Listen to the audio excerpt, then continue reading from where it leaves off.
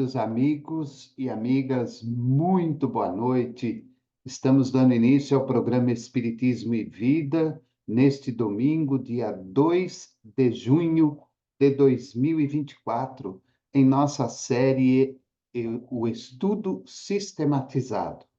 Estamos fazendo um estudo do livro O Evangelho segundo o Espiritismo, de Allan Kardec, né? Com a ajuda dos benfeitores espirituais. Nós estamos no capítulo 21, que tem como título Haverá falsos cristos e falsos profetas. Hoje nós vamos falar do item 6 e 7, que tem como subtítulo Não creiais em todos os espíritos. E no item 6, Kardec coloca uma passagem de João na sua primeira epístola, capítulo 4, versículo 1, que diz: Meus bem-amados, não creiais em qualquer espírito. Experimentai se os espíritos são de Deus, porquanto muitos falsos profetas se têm levantado no mundo. João, primeira epístola, capítulo 4, versículo 1.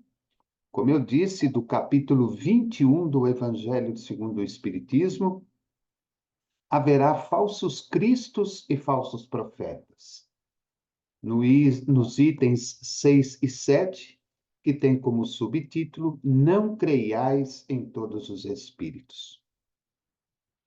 Vejam vocês a maneira carinhosa com que João fala aos seus companheiros: Meus bem-amados, não creiais em qualquer espírito. Experimentai se os espíritos são de Deus, porquanto muitos falsos profetas se têm levantado no mundo. Vejam que interessante. João, àquele tempo, falando aos seus companheiros e aos seus amigos, de espírito. Nós paramos já para pensar nisso? Porque nós fazemos o comentário do Evangelho, lemos a colocação de Kardec, referente a essa primeira epístola de João, no capítulo 4, versículo 1, e muitas vezes não nos atentamos aos detalhes. Vejam que interessante. Àquele tempo, João, chamando a todos de meus bem-amados, e falando para eles, olha, não creiais em qualquer espírito. Experimentai se os espíritos são de Deus. Então, já naquele tempo, aqueles companheiros muito próximos de Jesus, principalmente João, falavam já de espírito. E ao longo da caminhada da humanidade, mesmo depois da codificação da doutrina, nós ainda lutamos incessantemente contra aqueles que muitas vezes maltratam a comunicabilidade com os espíritos. Mas a advertência de João, como também a colocação deste capítulo por parte de Kardec, vem nos chamar a atenção para uma outra questão que está envolvida com esta comunicabilidade com os espíritos. Então, vamos ver no item 7 o que Kardec nos fala. Os fenômenos espíritas, longe de abonarem os falsos cristos e os falsos profetas, como a algumas pessoas apraz dizer, golpe mortal desferem neles. Não peçais ao espiritismo prodígios, nem milagres, porquanto ele formalmente declara que os não opera. Do mesmo modo que a física, a química, a astronomia, a geologia revelaram as leis do mundo material, o Espiritismo revela outras leis desconhecidas, as que regem as relações do mundo corpóreo com o mundo espiritual. Leis que, tanto quanto aquelas outras da ciência, são leis da natureza, facultando a explicação de certa ordem de fenômenos incompreendidos até o presente. Ele destrói o que ainda restava do domínio do maravilhoso.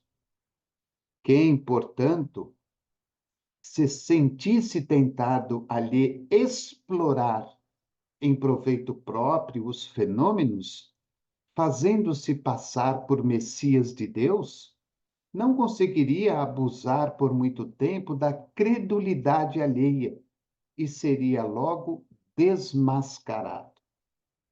Aliás, como já se tem dito, tais fenômenos, por si só, nada provam. A missão se prova por efeitos morais, o que não é dado a qualquer um produzir. Esse um dos resultados do desenvolvimento da ciência espírita.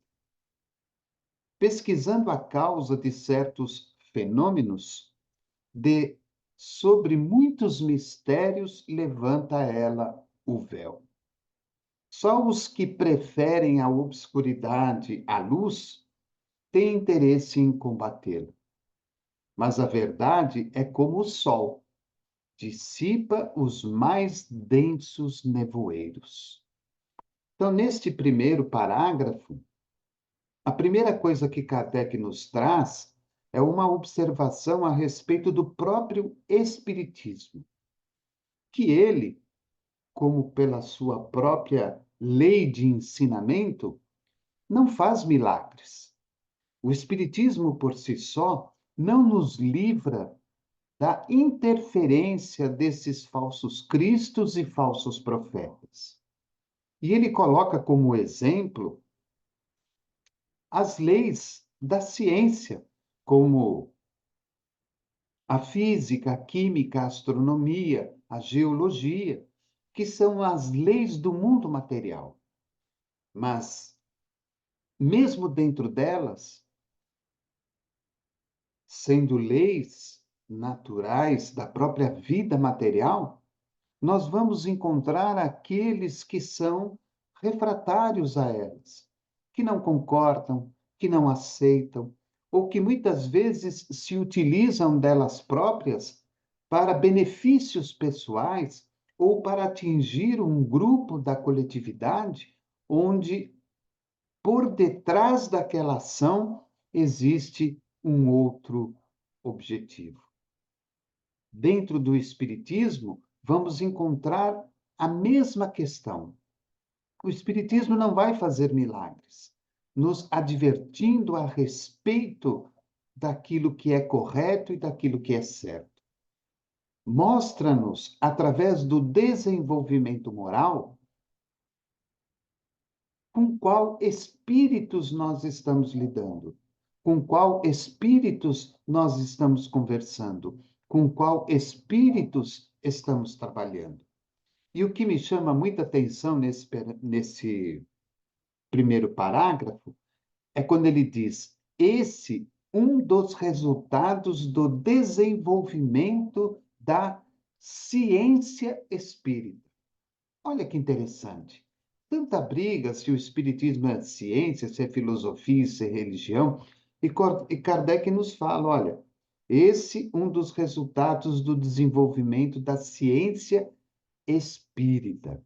E por que que ele fala isso? Porque anteriormente, um pouquinho, ele diz que a missão se prova por efeitos morais, o que não é dado a qualquer um produzir.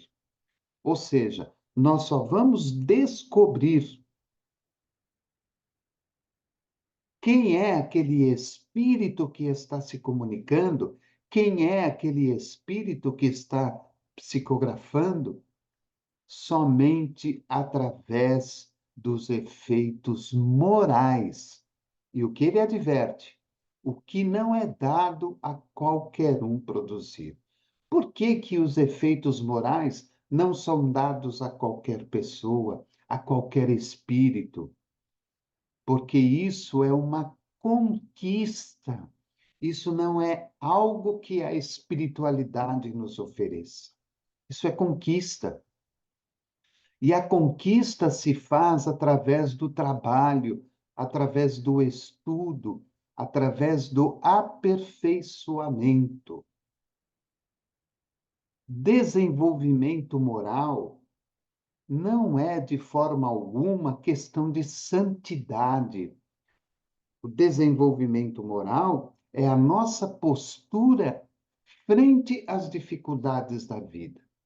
Como pensamos, como vemos, como ouvimos, como falamos, como sentimos, como agimos perante a vida e perante as pessoas e perante a espiritualidade. E ainda ele deixa um certo reforço para isso, quando ele diz: pesquisando a causa de certos fenômenos, de sobre muitos mistérios levanta ela o véu.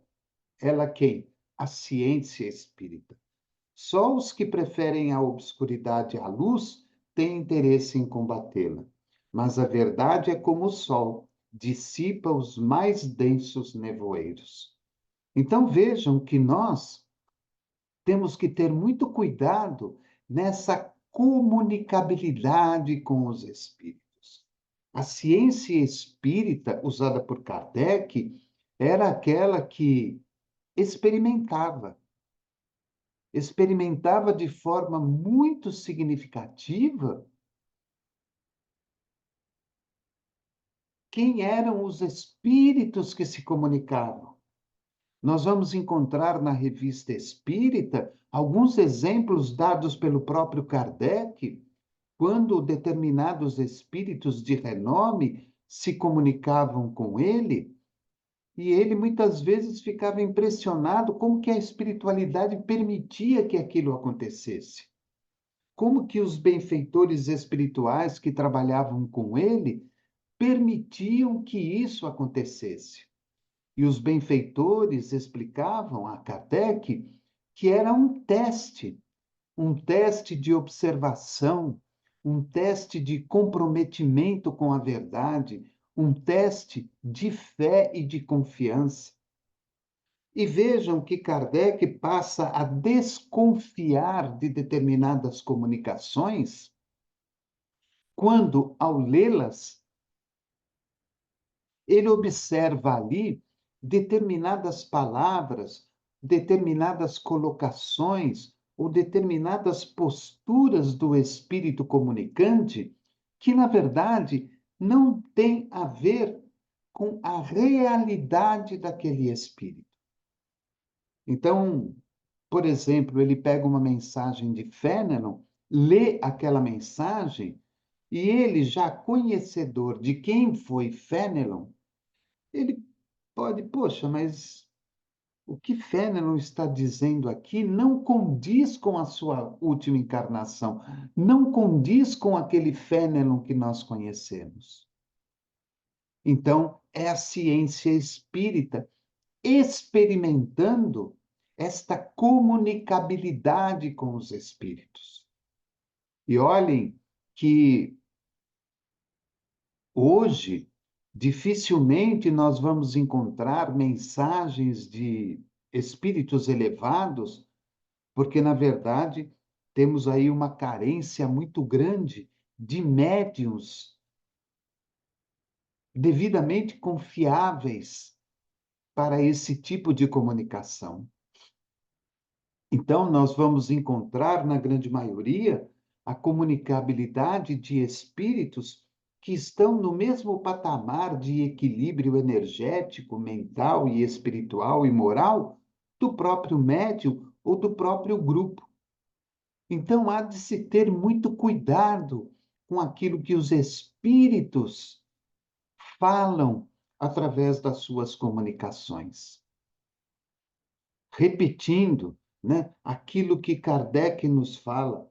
Aliás, como já se tem dito, tais fenômenos por si só nada provam. A missão se prova por efeitos morais, o que não é dado a qualquer um produzir. O que traz aquela comunicação para nós? O que traz aquela comunicação para o grupo? O que traz aquela comunicação para o próprio médium ali presente? Então vejam que essa observação, ela é muito oportuna para todos nós.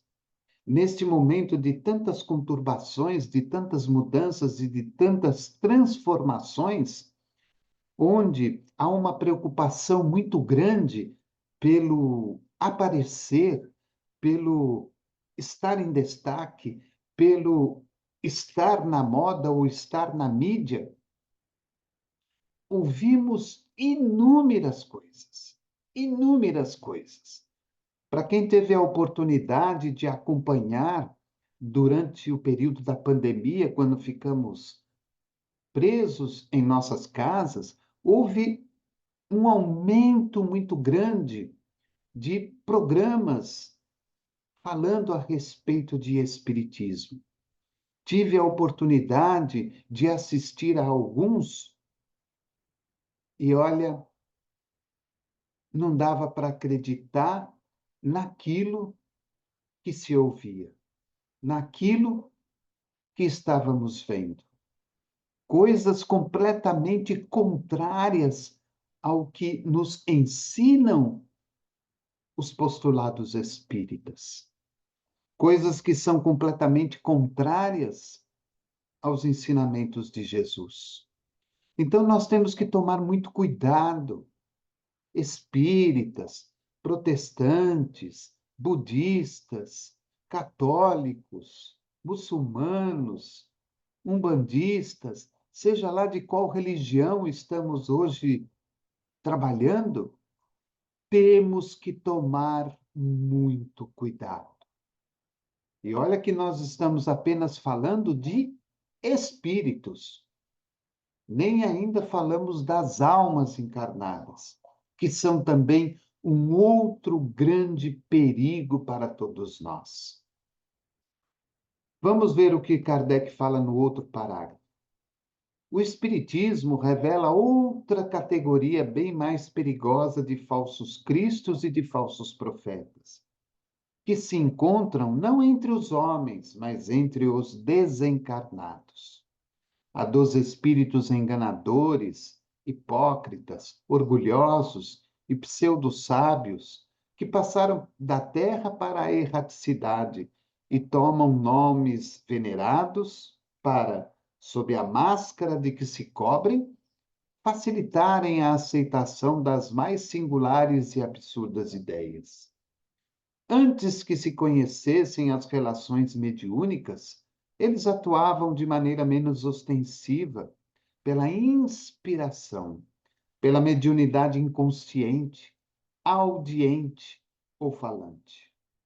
É considerável o número dos que, em diversas épocas, mas, sobretudo, nestes últimos tempos, se hão apresentado como alguns dos antigos profetas, como Cristo, como Maria, sua mãe, e até como Deus.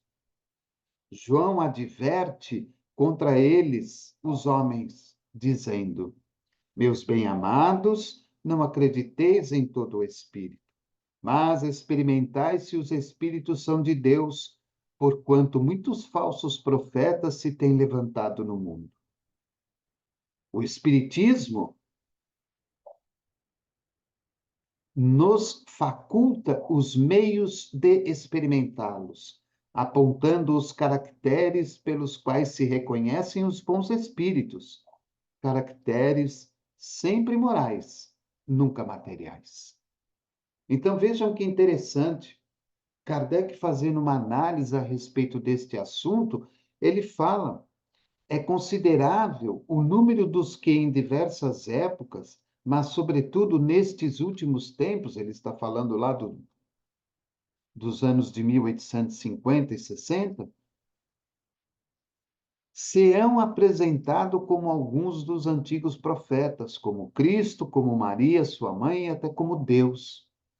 E um pouquinho antes ele fala, antes que se conhecessem as relações mediúnicas, como é que esses falsos cristos e falsos profetas nos influenciavam? E aí Kardec explica.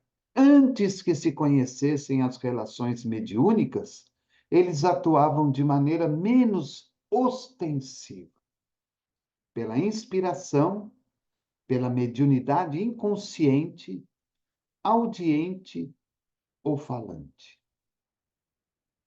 Nós estamos achando o quê? Que os falsos cristos e os falsos profetas só apareceram depois do advento do Espiritismo? De maneira nenhuma.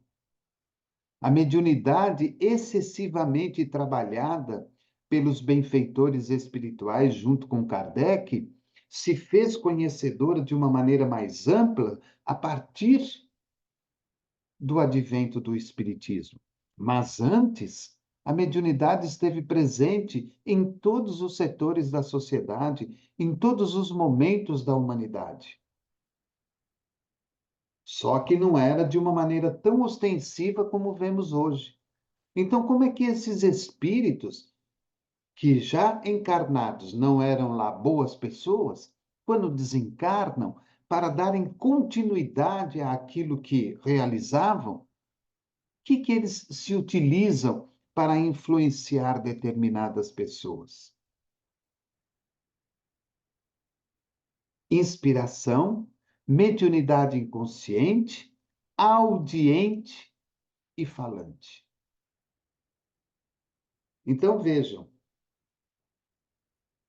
esses espíritos nada mais são do que pessoas que viveram na Terra e que tiveram aí as suas falhas morais, as suas falhas comportamentais, e que, de alguma maneira, permanecem fixados em suas ideias, em seus objetivos, e tentam, de alguma maneira, influenciar este ou aquele para que seja dada a continuidade daquilo que ele mesmo já fazia quando encarnado.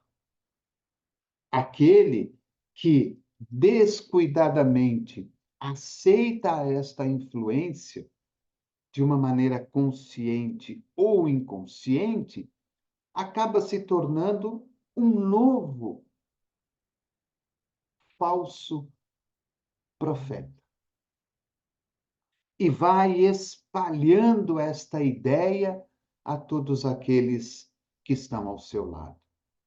Nós temos exemplos inúmeros na sociedade. Aquele caso mais trágico daquele pastor que reúne no meio daquela selva todas aquelas pessoas e todos ali à espera de um disco voador que os iria levar para um ponto distante, mais feliz e mais iluminado. Quer dizer, aquele falso Cristo, aquele falso profeta, com o seu magnetismo, com a sua ideia, com a sua palavra, faz com que aquelas pessoas acreditassem nele e todas desencarnam coletivamente. O próprio Hitler, com o seu verbo, com o seu magnetismo, um falso Cristo, um falso profeta, que cria toda uma hegemonia entre os alemães de uma raça pura, cria a Segunda Guerra Mundial, causando milhares de mortes. Então vejam como que nós, pela falta de estudo e pela falta de atenção, muitas vezes somos facilmente ludibriados por esses espíritos, por essas pessoas. Poderíamos aqui dar inúmeros exemplos a respeito da vida material, de dirigentes espirituais, religiosos, que induzem as pessoas a uma fé cega, a uma fé irracional, a uma fé mentirosa, a palavras que foram distorcidas, por exemplo, do livro sagrado, para que aquelas pessoas se fixem nos seus objetivos pessoais. Temos ali um falso Cristo, um falso profeta. E com certeza temos ao lado dele espíritos que agem da mesma maneira, como falsos cristos e falsos profetas. Nós só conseguimos remédio para esta questão com estudo. E quando temos estudo, nós temos conhecimento. Quando nós temos estudo e conhecimento, nós passamos a ficar atentos a tudo aquilo que ouvimos e a tudo aquilo que vemos.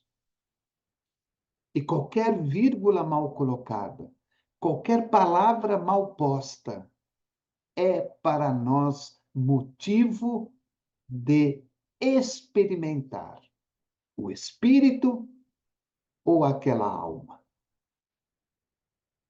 para que possamos tomar as devidas providências, fazendo com que aquilo termine por ali mesmo, para que não haja continuidade, para que a contaminação não se torne maior e, com isso, termos uma dificuldade maior de ajustar as coisas.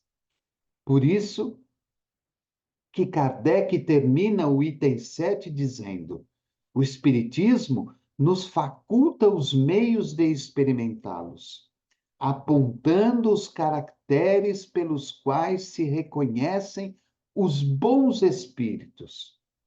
Caracteres sempre morais, nunca materiais. Dr. Bezerra se comunicou por tal médium. Que bacana!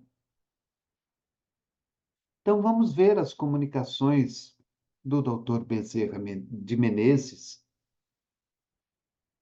O que importa para nós são os caracteres morais daquela comunicação e não os materiais. Eu conheço o médium, eu sei quem ele é. Então vamos confrontar estas mensagens do Dr. Bezerra de Menezes com a vida e a obra do Dr. Bezerra de Menezes. O Espiritismo nos faculta os meios de experimentá-los, apontando os caracteres pelos quais se reconhecem os bons espíritos, caracteres sempre morais, nunca materiais.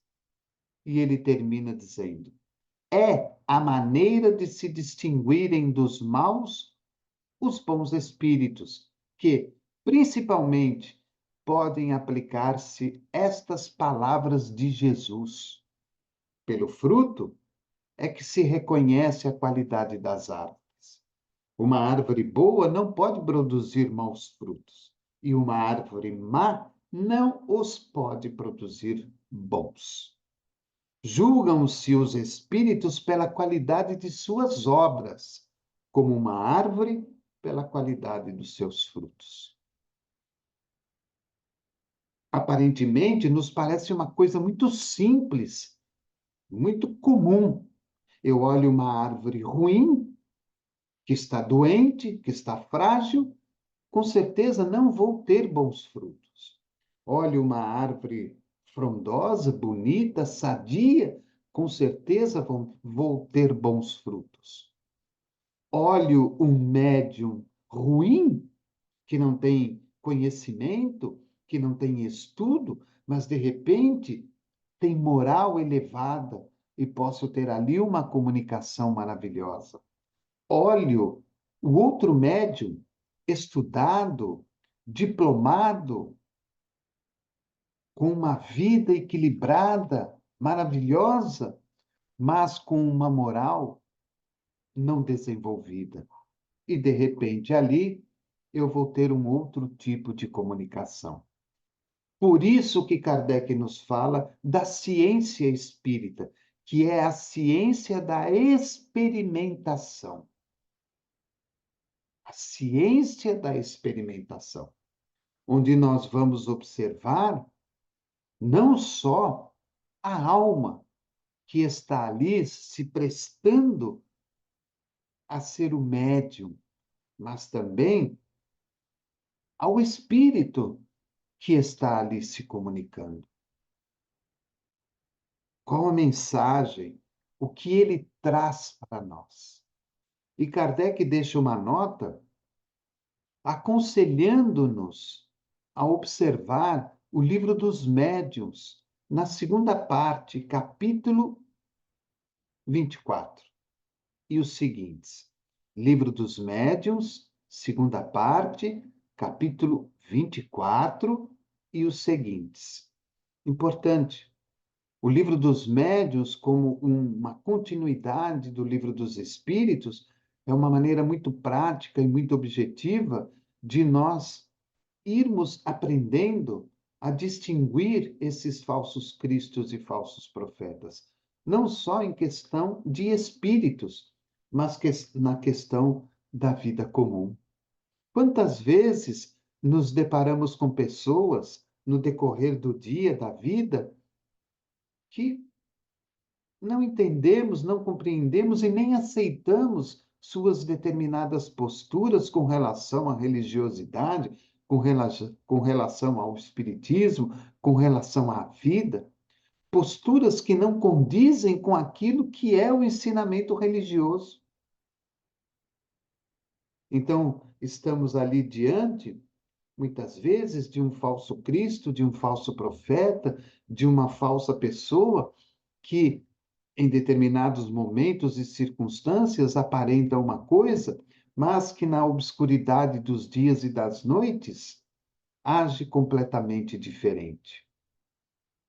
Nós aproveitamos também para trazer para vocês umas observações colocadas pelo nosso querido Divaldo Pereira Franco, que está no livro Florações Evangélicas, ditado pelo espírito Joana de Ângeles.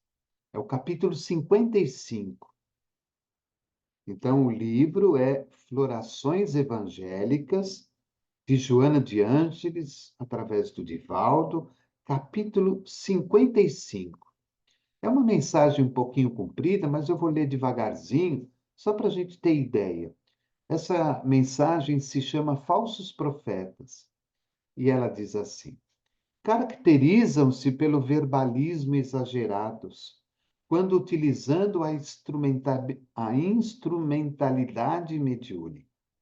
Em arroubos dourados, comentam, prolixos, os mais variados temas, não obstante chegarem a conclusão nenhuma. Cultores da própria vaidade, comprazem-se em estimular o fanatismo exacerbado, utilizando a palavra com habilidade, através de cujo recurso encorajam os sentimentos infelizes do orgulho entre os seus ouvintes, cumulando-os de referências pomposas, embora vazias de significação.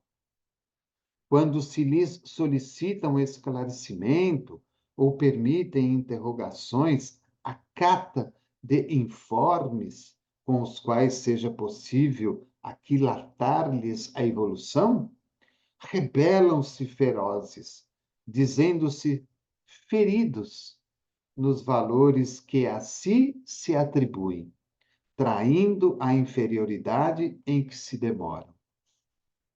Arrogantes, estimam a ignorância presunçosa dominadores e arbitrários, com altas doses de empáfia, com que se jactam guias e condutores.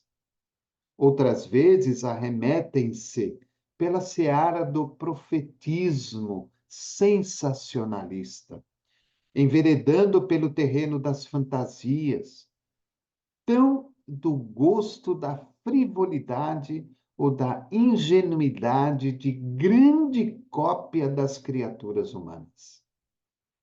Tecem comentários vastos sobre a vida em outros planetas, discorrendo levianos temas controvertidos, nos quais, sejam quais forem as conclusões da honesta investigação do futuro, dispõem de válvulas para escapatórias vulgares. Pseudo-sábios, conforme os denominou o codificador do Espiritismo, quando se percebem suspeitos ante os que os ouvem, não se constrangem de utilizar nomes que exornaram personalidades históricas, sábios ou santos, para melhor enganarem os espíritos invigilantes, embora encarnados, que se comprazem na ilusão, distantes da responsabilidade pessoal e intransferível da tarefa de renovação interior. Falsos profetas da erraticidade que são. A desencarnação não os modificou. Amantes da ficção e sócios da mentira, quando no corpo somático, prosseguem no engodo a que se permitiram arrastar, sintonizando com outras mentes ociosas do plano físico, a que se vinculam, dando prosseguimento aos programas infelizes que lhes apraz. Fáceis de identificar, devem evangelicamente receber instruções, advertidos e reprochados fraternalmente. Às vezes, investem contra grupos respeitáveis, testando a excelência moral dos componentes da atividade espírita em começo. Precipitados, todavia, logo desvelam os propósitos que os inspiram. Também os há no plano físico.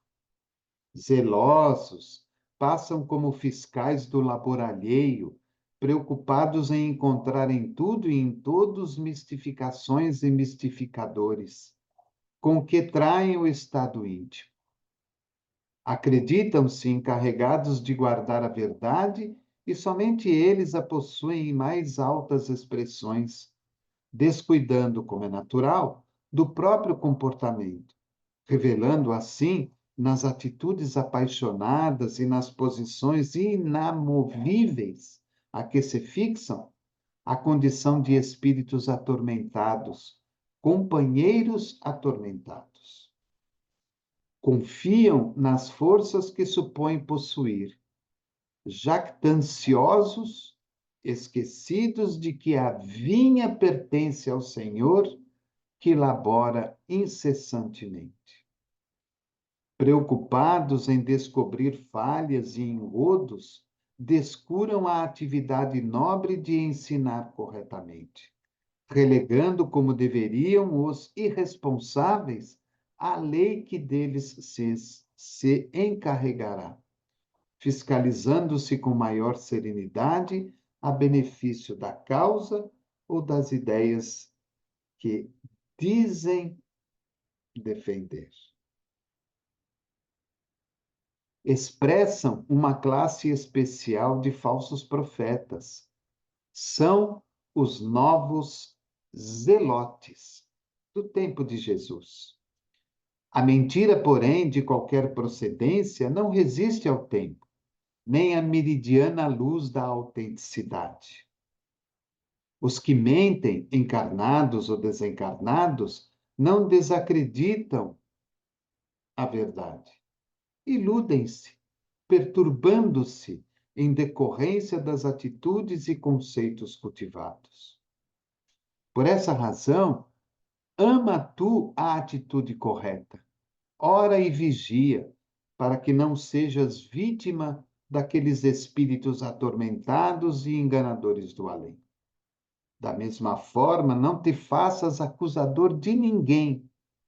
Antes, impõe-te a tarefa de proceder com retidão, ensinar com segurança doutrinária e servir sempre, pois que o Senhor até hoje trabalha, sem a excessiva preocupação de eliminar do campo os maus trabalhadores aos quais concede ele oportunidade e oportunidades, por não desejar que ovelha alguma que o Pai lhe confiou se perca, mas antes seja salvo. Meus bem-amados, não creiais em qualquer espírito. Experimentai se os espíritos são de Deus, porquanto muitos falsos profetas se têm levantado no mundo. João, primeira epístola, capítulo 4, versículo 1. E Joana termina. O Espiritismo revela outra categoria bem mais perigosa de falsos cristos e de falsos profetas, que se encontram não entre os homens, mas entre os desencarnados. A dos espíritos enganadores, hipócritas, orgulhosos e pseudo-sábios, que passaram da terra para a erraticidade e tomam nomes venerados para, sob a máscara de que se cobrem, facilitarem a aceitação das mais singulares e absurdas ideias. Evangelho segundo o Espiritismo, capítulo 21, item 2, item 7, parágrafo 2º. Olha que bonito.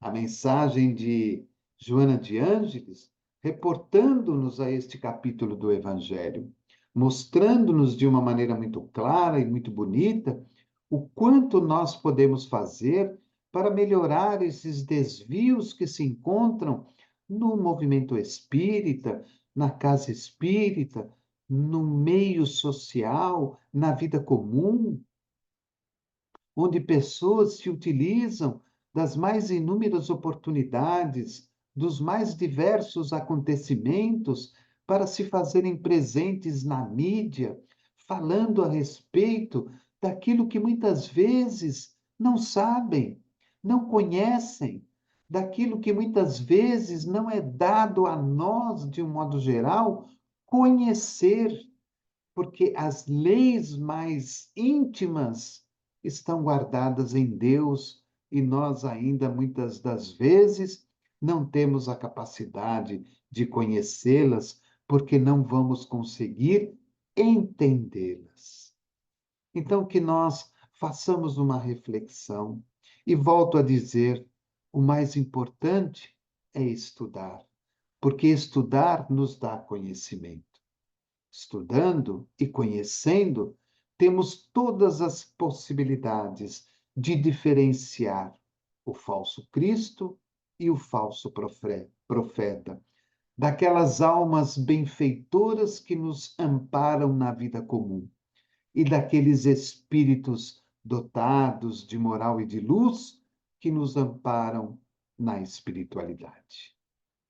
Então, fica aí o nosso singelo comentário do capítulo 21 do Evangelho segundo o Espiritismo, a falsos cristos e falsos profetas, os itens 6 e 7. Desejo a todos vocês uma boa noite, um bom descanso, que nós possamos ter aí uma semana abençoada, de muito trabalho, de muita luz e de muita paz. E convido a todos, como sempre o faço, para estarem conosco na continuidade deste estudo, todos os domingos às 20 horas, conhecerem a nossa programação semanal no YouTube, Programa Espiritismo e Vida, e também conhecerem a programação da Web Rádio Espiritismo e Vida.